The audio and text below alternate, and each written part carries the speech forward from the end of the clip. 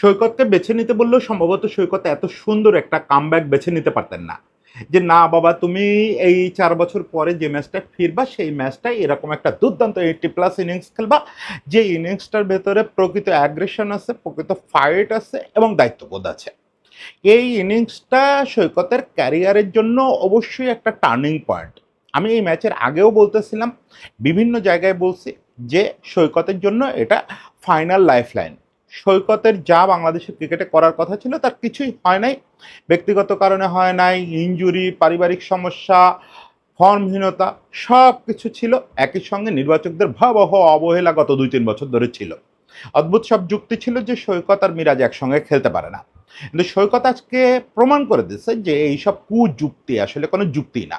সৈকত এই ইনিংসটা অনেক কিছু প্রমাণ করছে। ঘরোয়া ক্রিকেটে রান করলে সেটা যে ইন্টারন্যাশনাল ক্রিকেটের একটা ইঙ্গিত বহন করে, সেটাও সে প্রমাণ করছে। ঘরোয়া ক্রিকেটে গত ২-৩ বছর ধরে অলরাউন্ডার সৈকত যে দুর্দান্ত পারফর্ম করে যাচ্ছে, সেটার যে আমাদের ইন্টারন্যাশনাল ক্রিকেটের দরকার আছে, এটাও সে প্রমাণ করে দিছে। আজকে যে সে যে ব্যাটিংটা করলো, এই ব্যাটিংটা এক কথায় আমরা খুঁজতেছিলাম। আমাদের মিডল অর্ডারে এই ব্যাটিংটা দীর্ঘদিন ধরে মিসিং ছিল। যে আমাদের টপ অর্ডার থেকে কখনো রান আসে, কখনো আসে না। আজকে তানজিদ তামিমের কাছ থেকে আসছে, শান্তর কাছ থেকে টপ মিডলে রান আসছে। কিন্তু যেটা খুব জরুরি যে আমরা মিডল অর্ডারে রান পাই না। রান পেলেও সেটা হৃদয়ের মতো পরিস্থিতির সঙ্গে মানানসই না। হৃদয় আজকে যে ইনিংসটা খেলছেন এটা পরিস্থিতির সঙ্গে মানানসই না। বিপরীতে আজকে যদি সৈকতের দিকে দেখেন, this is perfect middle order batting. আপনি গিয়ে পাবেন স্পিন বোলিং বেশিরভাগ সময়টা, এবং যেটুকু যা পাবেন একটু স্লো মুভমেন্টওয়ালা বোলার পাবেন। এই সময়টা সৈকত শুধু স্পিন নেগোশিয়েট করে বা মুভমেন্ট নেগোশিয়েট করে টিকে রয়েছে তা না। টিকে থাকা ব্যাটিং তো অনেকেই করতে পারে।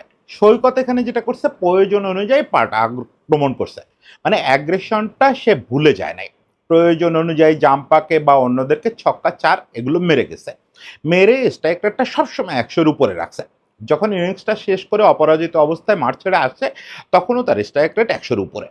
মানে এই আপনি ৬ নম্বরে যা আশা করেন, ৬ নম্বরে গেলে আপনি অ্যাঙ্করিং আশা করেন, একদম দারুণ নেগোসিয়েশন আশা করেন, উইকেটে টিকে থাকা আশা করেন এবং অ্যাগ্রেশন আশা করেন। যে আপনার স্কোরটা যেখানে যাওয়ার কথা তার চেয়ে ১০ রান হলেও বেশি যাবে।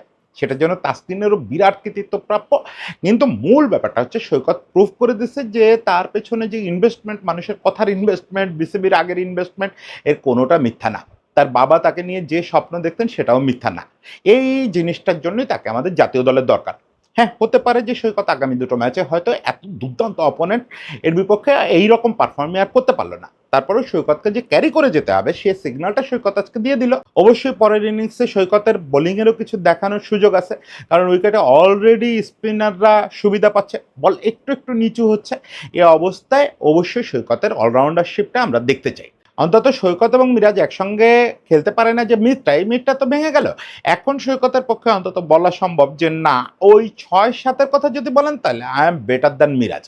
আমাকে রাখতে হবে। তারপরে আপনি মিরাজকে রাখবেন না রিশাদকে রাখবেন সেটা পরের কথা। আমরা অবশ্যই ম্যাচ শেষে আলোচনা করব যে 11 সিলেকশনটা কেমন হয়েছে। ৬-৭-এর পরে যে আমাদের আর ব্যাটসম্যান নাই এটা আমাদের ভুল হয়েছে কিনা, এবং বোলিং অপশনটা কি একটু কম হয়ে গেল কিনা। এই ব্যাপারগুলো নিয়ে অবশ্যই ম্যাচ শেষে আমরা আলোচনা করব। তবে সেটা নির্ভর করবে রেজাল্টের উপরে। রেজাল্ট দেখে ভালো বা খারাপ বলবো। এই সুবিধা তো আমাদের আছেই, সুবিধাটা নেব।